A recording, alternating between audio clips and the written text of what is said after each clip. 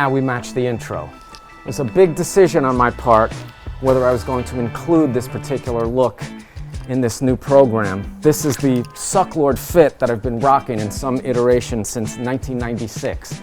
And as much as I feel it needs to be retired, you can see it's falling apart. It was not quite ready to hang it up yet because it's specifically germane to this project. This is the official Sucklord outfit, and I've been wearing this thing in relation to all my psychedelic projects even before the name Sucklord came about.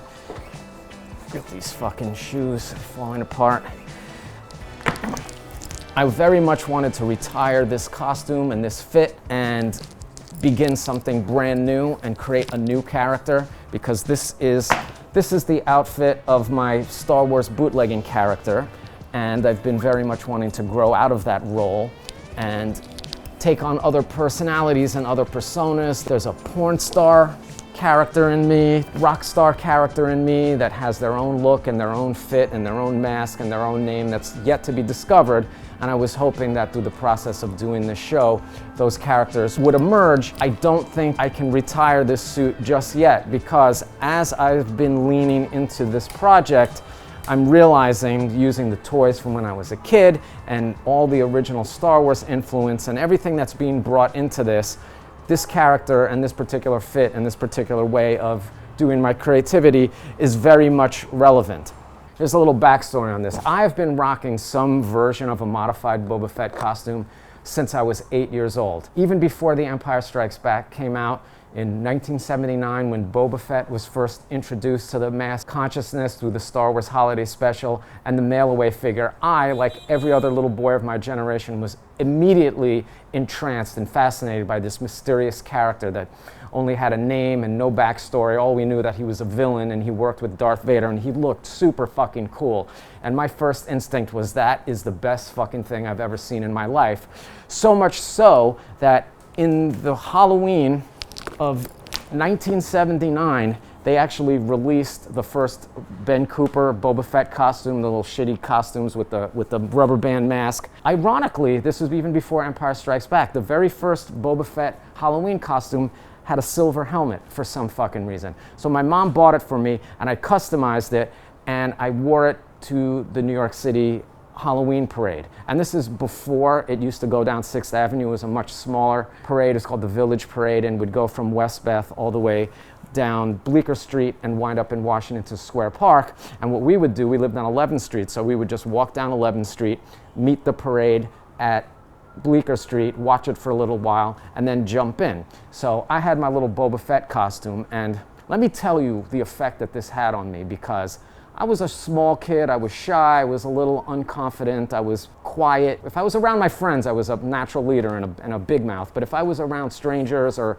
didn't feel completely at home in a situation, I would shrink. I was a very sort of small, retreating, and reticent person. Putting on this fucking costume for the first time made me feel like I was fucking 10 feet tall. The mystery of the mask and just the stance, one of the main things about Boba Fett that gave him his power, because he rarely does anything, is just his stance and his walk. And by adopting this posture, it just filled me with a sense of competence and confidence that I never had in my life.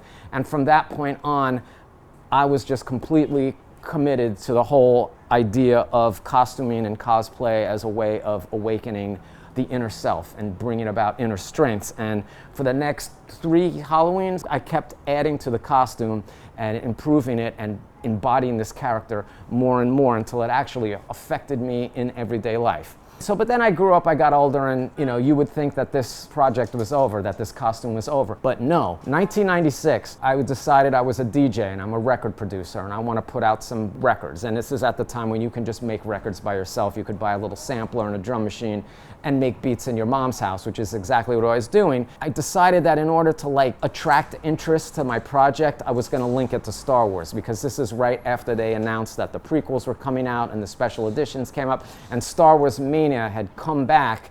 When I was a kid, being into Star Wars definitely put you in the nerd camp, but add 20 years of nostalgia to it, and then suddenly Star Wars knowledge had a certain cool cachet to it, and I was leaning into that. So I put out this record called Star Wars Breakbeats, which is just beats, samples, loops, hip-hop shit, breaks with Star Wars music, dialogue, and sound effects cut into it and made into a little narrative. It was very clever. But I needed a character to represent this record because I was going out to conventions, I was going out to parties, I had the boombox, and I was blasting the music and selling tapes and CDs out of my jacket. And I wasn't gonna go out as Morgan Phillips and just have my stupid face out there. I needed an avatar. So I was like, I'm gonna bring back the Boba Fett costume.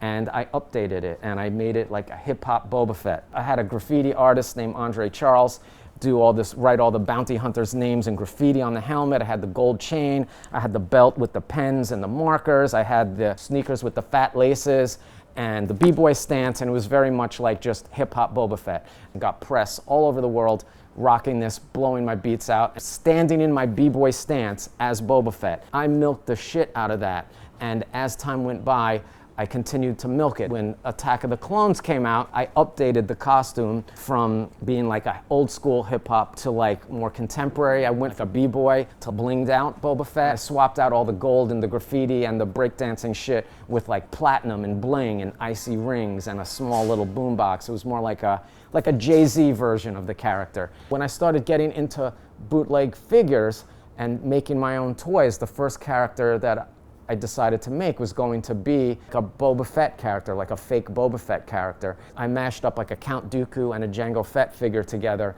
and made this character that I just named the Sucklord. Ironically enough, I based the final version of the costume, the one you're seeing now, on the figure. I didn't make a figure of the character. The figure dictated the final evolution of the character. So when Revenge of the Sith came out, the third Star Wars movie, and we were DJing outside the Ziegfeld in all the gear with the Crystal Pharaoh, who's called Dark Vader at the time. And I had this new costume, which was like a mashup of like a bounty hunter and a Sith Lord. I had the lightsaber, I had the cape, I had the jewelry. It was all silver. It was like a silver Mandalorian fucking 10 years before the fucking Mandalorian ever came out, so figure that one out. It's kind of actually like a fucked up supervillain story, how I got this outfit to begin with. When I was working on the Star Wars Breakbeats album, I knew I was gonna need like a costume to go along with it, and I was looking for pieces of it from, you know, my everyday life. And I was working at this store that's closed now called Canal Jeans, which was like a famous like vintage Army Navy surplus store that started on Canal Street, moved a little further up into Soho, and was just like a crazy old school New York shop. I worked in the display and merchandising department, or the art department, which is basically we would make the signs, we would dress the mannequins, we would create store displays.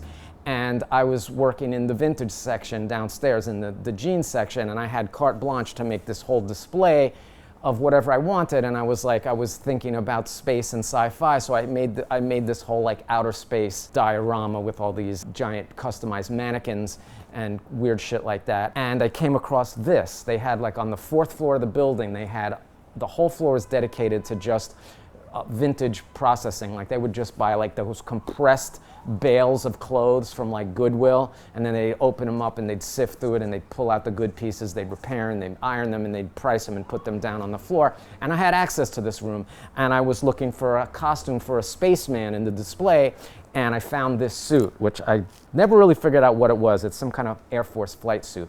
And I used it in the display, and then when I was making my costume, I'm like, I want that. I'm gonna wear that suit. That looks like Boba Fett's shit. I'm gonna get that.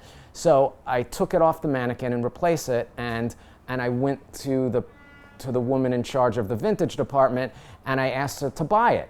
And she didn't know what it was. She couldn't ID it. She didn't know what it was worth, couldn't put a value on it, so she refused to sell it to me. And I'm like, that's not gonna fly. Fast forward a little bit, I resigned from the job, and I gave them my 2 weeks notice, and I diligently worked my 2 weeks. I didn't fuck around, I did everything. I made sure they knew what they were losing by being a quality employee. And then on the last day, I went on my lunch break down to Canal Street, and there used to be this place called Argo Electronics, which was a used electronics store, like a job lot for like VCRs and phones and outdated technology and shit like that. They have boxes of like rotary phones and walkie-talkies and all this crap. So I bought this shitty VCR for $5 and took it back up to the workshop where I worked in, because they would search your bag when you left the store every day. You know, if you worked there, the security guard would go through your shit, and if they found anything sus, you'd be fucked. So I had to get this shit out of the building. So I opened up the VCR, gutted it, took out all the machinery, folded this up, put it into the VCR, and then screwed it up, and then just walked out on my last day of the job and just walked out there, and then I had my suit. Just to be a motherfucker, I wore this suit to their holiday party. They had a Halloween party, a Canal Jean's Halloween party, like a week after I quit, and I rolled in there with the shit I boosted from them, and I fucking made out with this chick that made the other girl that dumped me jealous. I went out in a blaze of glory. This was the beginning of my supervillain journey. It's important for me that it started with crime and revenge. And for the next 20 years, that was the mascot of my toy production. But I got tired of wearing it. I got sick of doing it, and I wanted to just become someone else. I didn't even know if I wanted to use the name the Sucklord anymore. And now the suit is outlived its usefulness. I don't need crime. I don't need revenge anymore. I don't even know if I'm a supervillain anymore. So now it's appropriate to me to retire this character in some way, shape, or form, and I'm going to send him to the happy hunting grounds and the nirvana of Suckadelic Street. I need a home for him, so the idea being is I'm going to put him into the city and possibly leave him here. So the first project of this episode is going to be to turn this old school Count Dooku figure, which is similar to the figure I used to make the Sucklord 66 figure, my first bootleg. I'm going to turn him into the Sucklord, and then I'm going to put him into the city. And the elements for this figure are going to be, of course, the toy. Then I have in here a collection of capes. And I'm going to select a cape out of here to use for his cape. I'll put this back in here for now. And over here, I have my resin reserve. This is a stash of backup figures. And somewhere in here, I have a bunch of Boba Fett heads that I cast, and I'm going to use one of those for the piece. And that's pretty much it.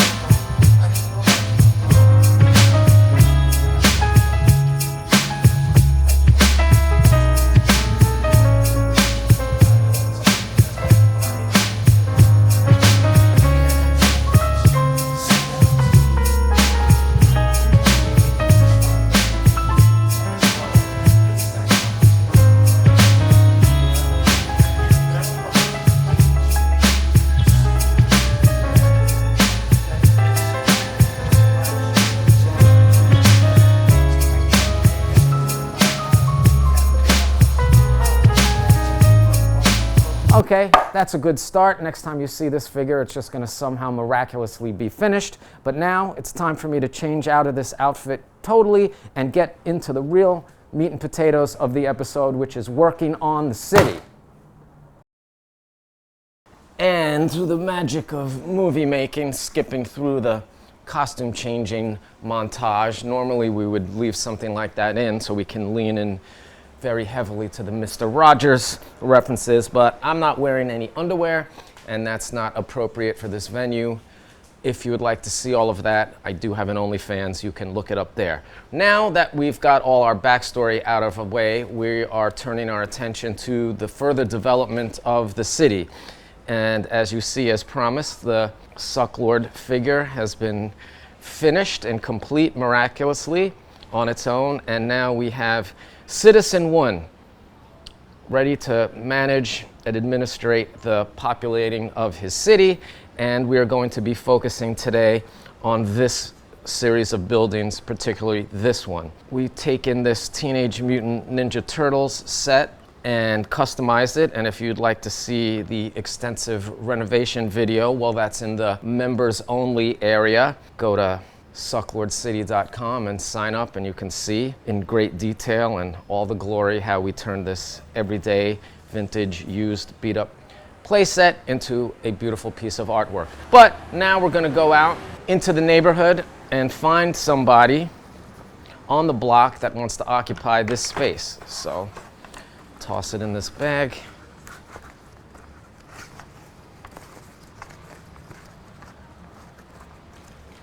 fucking, and hit the streets. The Sucklord, here he comes. We're gonna walk down the block to DARU SALAM Restaurant, which is the African space that opened up on the corner of Canal and Eldridge last summer. And it's the first African restaurant, Senegalese to be specific, restaurant to open up in the area, like right in the dead ass middle of Chinatown. And it just so happens that one of the guys that works there is an artist, and he's like a street artist, murals, he does all kinds of shit, and he works there and he's involved with the restaurant. I became friends with him, and I want to add the restaurant to the cityscape because I think it's a really important place. So I'm going to go and I'm going to recruit him to contribute to that and tell a little bit of the story at the same time. Hey, what's up? How are you? This little chop saw.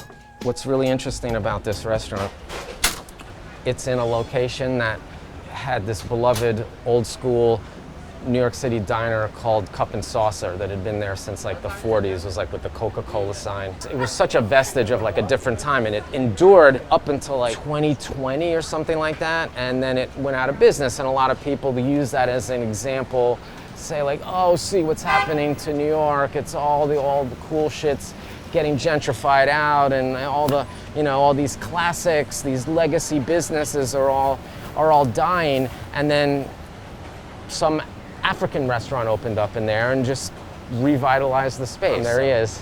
Tell us where we're at and who you are. Save me. My name is Boba Fett, Kenji. I go by the name UNEEK as my artist name, and today I'm here representing Darus Salam as a manager. I'm the grill guy, I'm the outsider, and still doing culinary art. I mean, you did the whole wall out here. Yeah, we started with the wall, it was a challenge. Yeah, what's the history of this restaurant? Oh, the history, I was hoping that you will give me a background on that, because I'm all about culture. This, for me, is Little Senegal, Darus Salam, the House of Peace, where everybody is welcome. The owner is a family business oriented, allow me to do gallery and food. Why did they pick this location? This location is one of the best. Come on, Canal Street has a long life history with the Senegalese. I know a lot of Senegalese born and growing up here. The community that live here, that's why my role over here to have a demographical countdown on who is here, especially with this place. You see more Senegalese. It kind of changed the whole game on Canal Street, and those who were here previously and those who arrived. I mean, I think it's a very interesting fate. I grew up in Paris. I have a background like growing up till 12th grade. I heard you speaking French the other day. Je parle malheureusement français. J'ai grandi en France et je suis allé à l'école jusqu'en terminale. Et voilà, shout out to Paris. Talking about this wave of people that just came here, new Senegalese, not all of them really necessarily speak French. Some of them speak Brazilian, Spanish, and all that. I used to work at Canal Jeans a million years ago, and we had some Senegalese people that worked there. And they seem to be identified very much as French. They seem we've been calling about the French, but you know, they kind of like me, it's hard to say. Going back to the art show, the art that I do is more like a stencil of all the cities of the world I've been.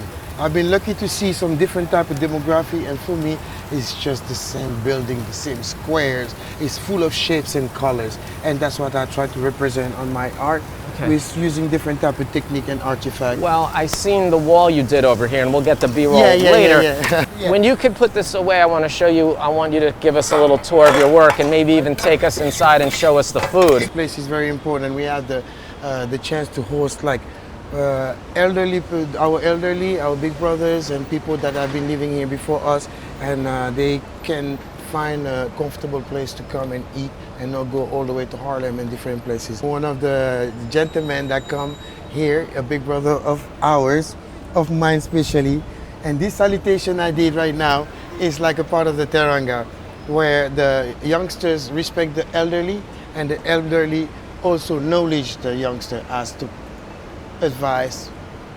We call it Yermande. It's like a compassion toward the youngsters. Well, because we know what the fuck you're going through and what a stupid fuck you my are gosh. and how miserable it is. You didn't do these, did you? Another artist is represented here, and he might change and change again because we represent art in this location. It's a place in movement. It's not a static look.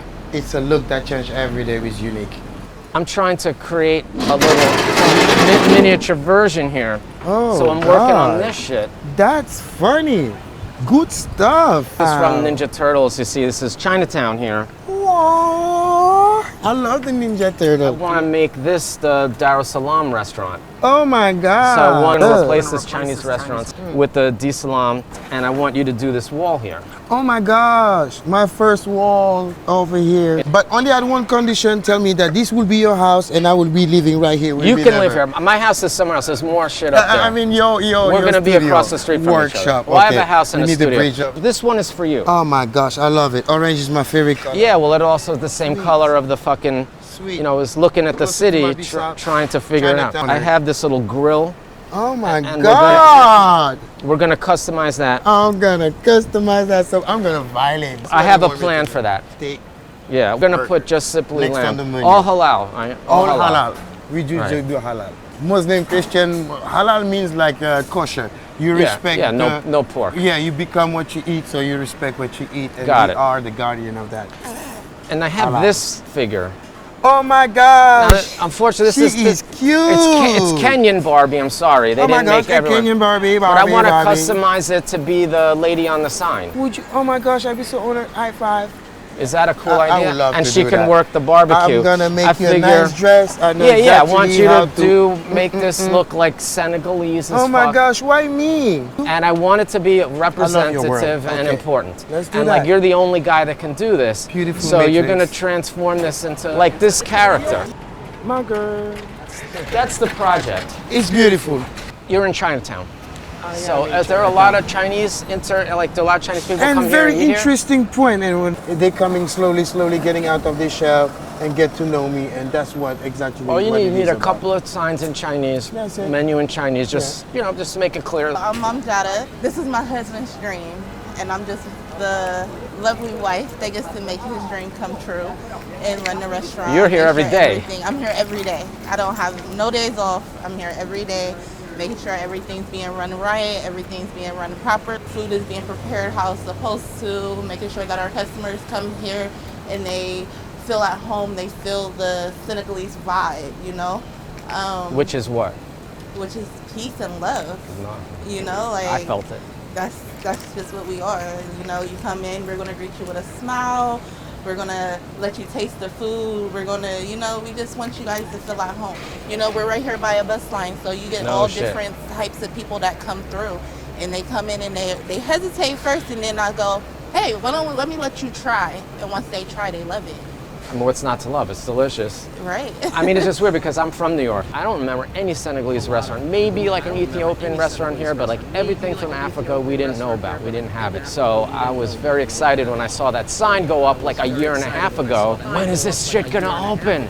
Well, it was like 6 months of nothing. And I'm like, I gotta know what this fucking restaurant is. And it's beautiful. I didn't even know it would come with a wonderful man like this. Ibrahima, the best. He's a good man like this. He's a good one. Ibrahima, the best. And this is an important part of the neighborhood. I mean, you also know you replaced a very important Yes. milestone, the cup and saucer. Yes. A lot of people The were Two very, Virgin Diner. yeah, people were upset that that closed, and we thought, oh God, some I was one bullshit of is. those people that was upset When I saw that sign go up, I was like, okay, this neighborhood is Yes, still good. you're from New York. You know, I'm that not it from doesn't New York. just, I'm it doesn't from have to get Ohio. worse. It has But to we change. traveled here to- This is very exciting. You've had block parties out here. Like it's like integrating and connecting with the community as it's redefining itself. So, thanks for that. Yeah, I got to show out. I'm not gonna be flexing. Nice. Show. You ain't gonna see nothing like this, 66. We're all doing it? We all doing it? Look at that. Yeah, man, we all doing it over here. Look at that. I'm 65. I'm the little brother of here. I'm 65. Yeah, here you go. And this Here's is a my, calendar this right is here. my bodyguard. Here you go. Put them on, bro. I think we got some good material Oh today. yeah, oh we got the whole movie. Bust that out.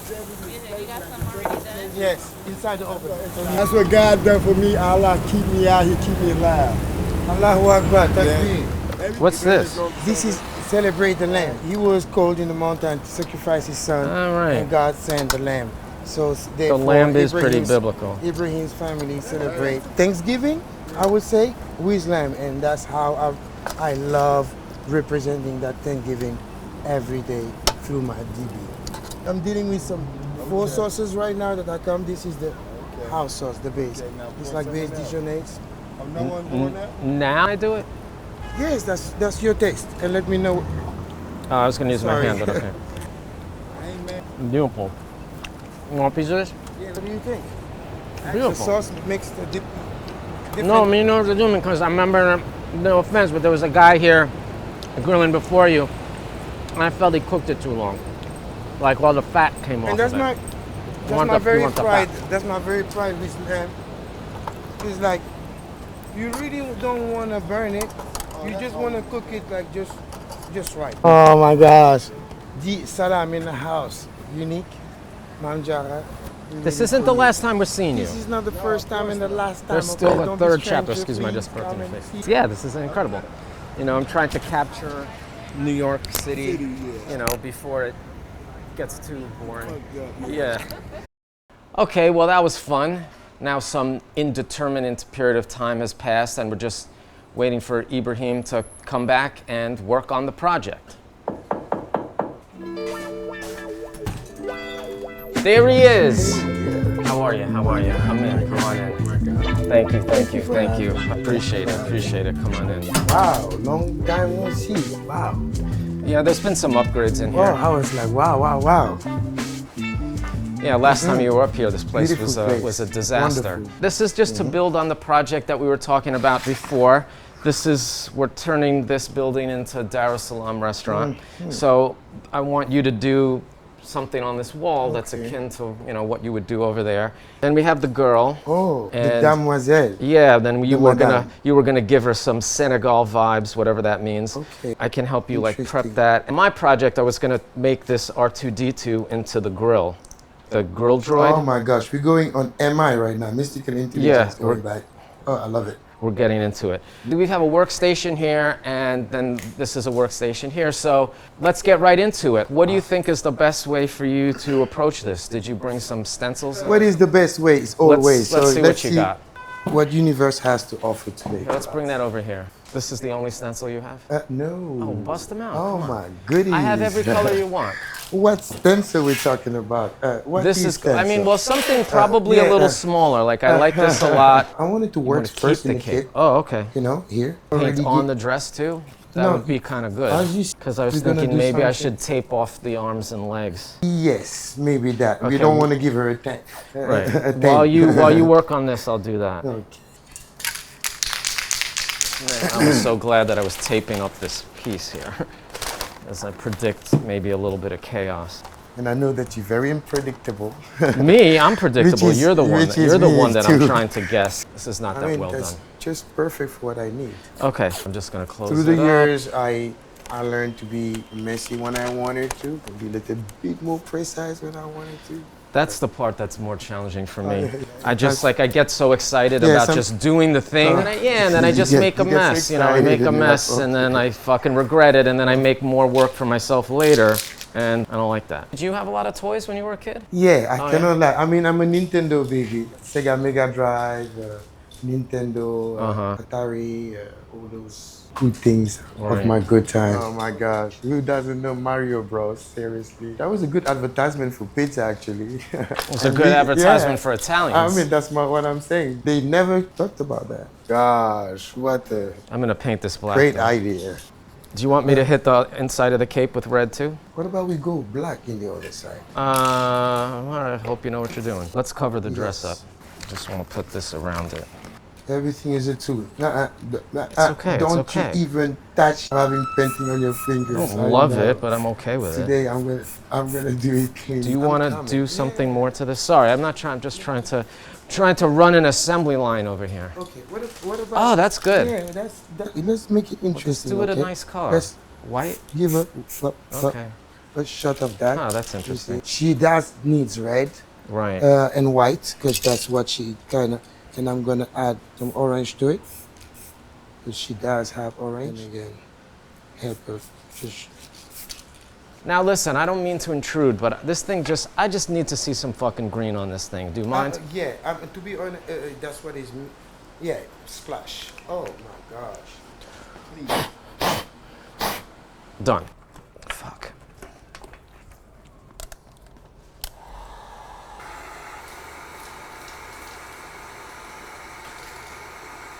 See, with that top layer, the black ink, and then the heat, it just added this nice, like, sort of faded metallic crust to it. It doesn't look like just like bright spray paint. It has some, has a little bit of texture to it. Not that anybody could even fucking see that shit. Oh, that looks great. Don't overdo it. Don't overdo it. Nope. It's a thing with these little small figures. You can like kind of, I know if you're used to doing walls, it might be a little. No, this is gonna be sick. I printed out a little bit of signage here. I got the Darus Salam restaurant sign that we're gonna put here. Unfortunately, we're gentrifying, or this Chinese restaurant went out of business. So we're just gonna put this in here instead. And then I have the two panels from outside. I took pictures of the window. So we've just, now it's gonna be official. It's good, right? Oh my God, and the walls. Oh my gosh. Yeah, shit, I know what I'm doing. Sometimes I get it right. So I have your permission. Suckalelic Lord, this one. It's done, it's done, it's done. I have to cut you off. It looks beautiful. Beautiful piece of work here. Person have a name? Mam Jara. Would like to personally welcome you and Darus Salam Restaurant to Sucklord City. Here's your grill droid, so you can grill up all that delightful lamb every day, keeping the block nice and smoky. And she's perfect in her entrance over there, already beautiful. Welcoming. Thank you for the beautiful artwork on the sides. Wa alaikum salam. She's already there, like, already born, already. So just one final little note to add to everything and to how wonderful this all is.